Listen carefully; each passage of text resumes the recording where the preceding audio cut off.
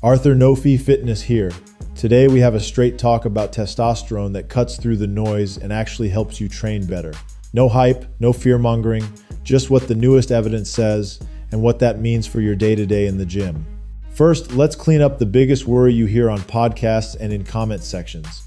People love to argue that testosterone therapy is going to wreck your heart. The most serious look we've had at this is the Cleveland Clinic-led Traverse trial in the New England Journal of Medicine. Thousands of men, real hypogonadism, medicine given the right way, not some back alley cycle, and they tracked heart attacks and strokes. The result was simple. When men were properly diagnosed and treated, major cardiac events did not go up compared to placebo. That doesn't mean testosterone is candy. It means when it's done by the book, the scary headline isn't true. You still respect it like any medical treatment. You check your numbers, you don't wing it. Here's a detail most people missed while arguing online. In early 2025, the FDA updated labels across testosterone products. They backed away from implying a blanket extra heart attack risk in properly diagnosed men. At the same time, they put a bright spotlight on blood pressure. That's the piece you want to remember. Testosterone can push blood pressure up in some guys. So, if you're on therapy or you're being evaluated, you track blood pressure the way you track your lifts. I like home readings, same time each day, seated, relaxed, arm supported, and I like to see the trend, not one random spike after 3 espressos and a pre-workout. Think of it like progressive overload for health data, consistent, repeatable, comparable. While we're on health basics, there are a few boring numbers that keep you safe and let you get the benefits without surprises. Hematocrit tells you how thick the blood is getting. PSA is a prostate marker. Lipids still matter. Sleep matters more than all of it, because bad sleep tanks testosterone on its own and messes with blood pressure. You treat this like you treat your training log. If your bench stalls, you don't throw the bar across the room. You adjust volume, intensity, and recovery. Same with therapy. You don't panic, you adjust, you track, you stay consistent. Now let's move from safety to results, because that's what you feel in the gym. There's a new paper in Frontiers in Physiology from 2025 that lines up with what many of you notice. Higher testosterone is linked with more lean mass, but not automatically with more raw strength. At first, that sounds like a letdown. It isn't. It's just a reminder that strength is a skill. Bigger muscles give you the potential to produce more force, but turning that potential into plates on the bar takes practice, good programming, and time under the bar with intent.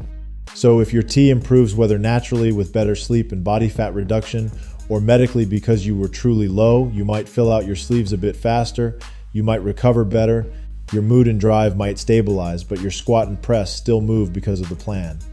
That means progression built into the week, clean technique, and smart fatigue management, not random maxing because you feel anabolic. After getting insurgents private in the game debata for Seth. Translate that into a practical week. If you're chasing strength, you run a main lift heavy enough to challenge but clean enough to keep bar path crisp and your reps honest. You stack quality sets, not garbage volume. You track bar speed, you leave a rep in the tank on most days, and you earn your heavy singles by being consistent, not by being emotional. If you're chasing size, you let training volume do the talking and you use exercises you can actually load and repeat without joint drama. Testosterone may help recovery and muscle protein synthesis, but food still builds the tissue and sleep locks it in. A lot of guys want a number on a blood test to fix a bad plan. It won't. A good plan makes that number useful. Let's hit a topic most channels dodge: fertility. Standard testosterone therapy lowers your own signal from the brain to the testes. That's how the axis works. Your brain sees enough hormone in the blood and says, cool, shut it down up here, which means the testes make less testosterone and less sperm. The American Urological Association and the American Society for Reproductive Medicine were very clear in their 2024 guidance about this. If you want kids now or soon, you don't start classic testosterone therapy and hope for the best. There are other tools that keep the signal alive.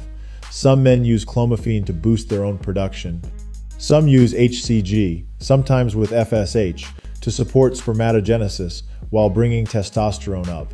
In 2025, we even saw data in fertility and sterility on recovery protocols that helped men restore sperm counts after time on testosterone.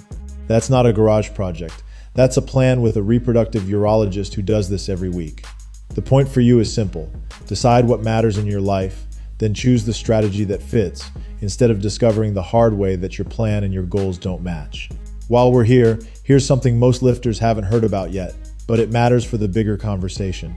At ENDO 2024, researchers presented results on a male contraceptive gel that combines segesterone and testosterone.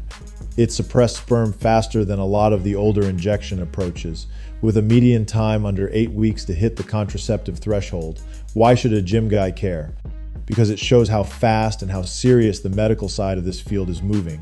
Testosterone isn't just a number to flex online. It's the center of real therapies, new tools, and evolving rules. Keeping an adult mindset about it keeps you safe and keeps you progressing. Let's bring it back to training and daily life, because I know that's where most of you live. Symptoms matter, numbers matter, but context matters more than both. A single borderline lab with 5 hours of sleep and a crash diet doesn't define you. A pattern of low morning measurements with fatigue, low drive, poor morning wood, brain fog, and struggling recovery does. If you're in that boat, you get a proper workup. You look at sleep, body fat, medications, alcohol, and stress.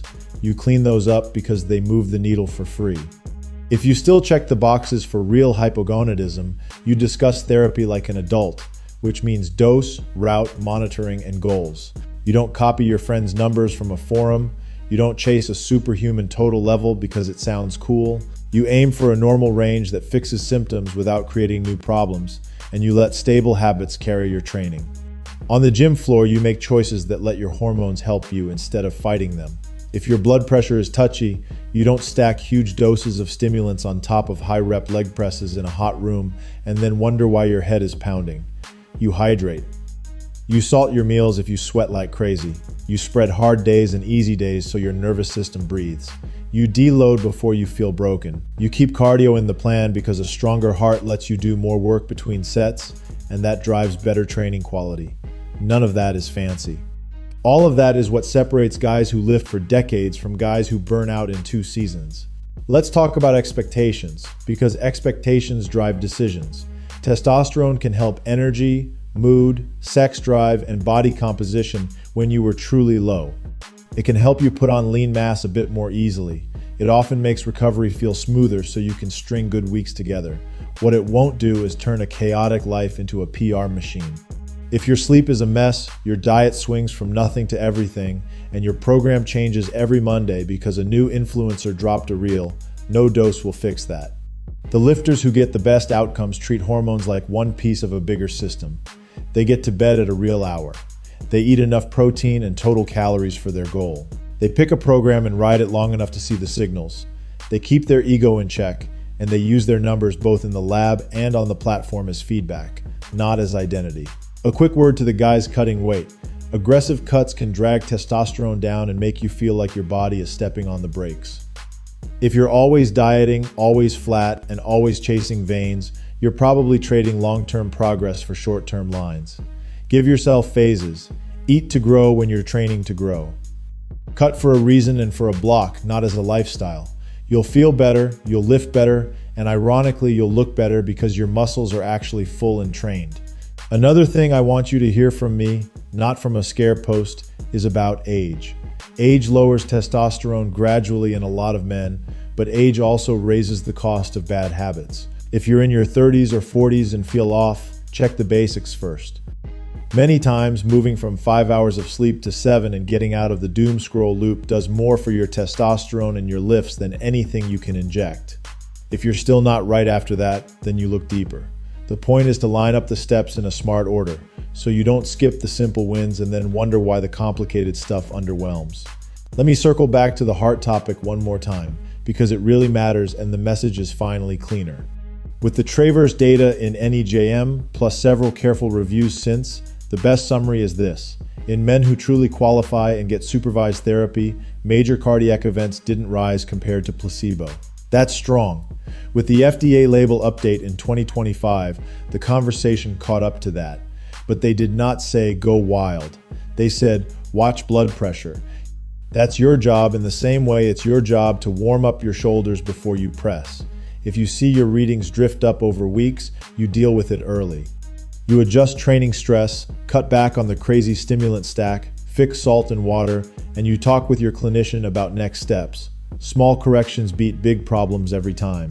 Now, strength versus size. Since that Frontiers in Physiology paper landed, I've had DMs from guys saying, so is testosterone useless for strength? No.